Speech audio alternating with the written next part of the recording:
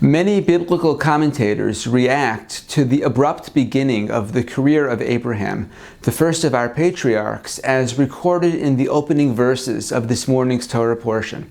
God calls out to Abraham, then known as Avram, Lech, Lecha, to leave his homeland, his birthplace, and his father's house towards the land that God will show him.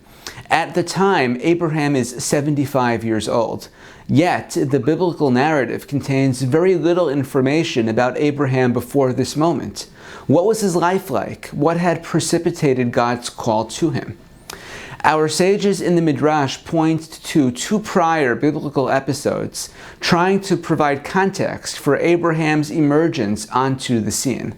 One tradition notes that the prior narrative to Abraham's life is the Tower of Babel, and constructs a narrative that places Abraham at the very construction of the tower. Everyone, says the Midrash, was united behind this project except for Abraham, who understood its negative ramifications. So even while everyone was assembling together to build the tower, Abraham walked away. Another tradition notes how our Torah portion comes after the rise of Nimrod, who was a great leader, founder of the great cities of the Assyrian and Babylonian world.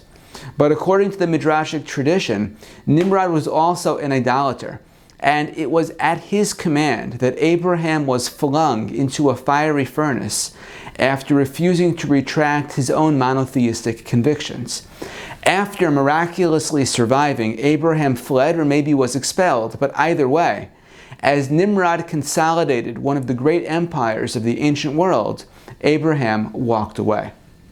Our sages note that Abraham's name, Avraham HaIvri, Abraham who crosses over, refers to more than just the fact that he came to the land of Canaan from across the Euphrates River. They note that even if the entire world was on one side, Abraham was not afraid to cross over and be on the other side. And it was because of this fierce, courageous independence that God chose him and his family. Abraham embodied the transformative power of walking away.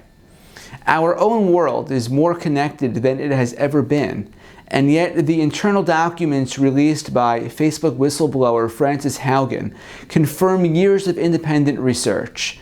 Ever-increasing hyperconnectivity, despite the convenience, despite the utility, is often unhealthy for us.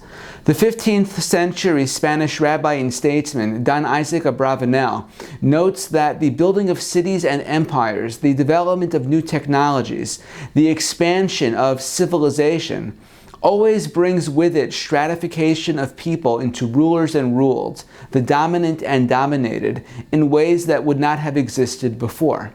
The moral of the stories of Nimrod and the Tower of Babel is that progress always comes at great cost. We're not returning to the Garden of Eden anytime soon, but especially when it comes to social media, we should remember the lesson of our patriarch Abraham, the transformative power of walking away. Shabbat Shalom.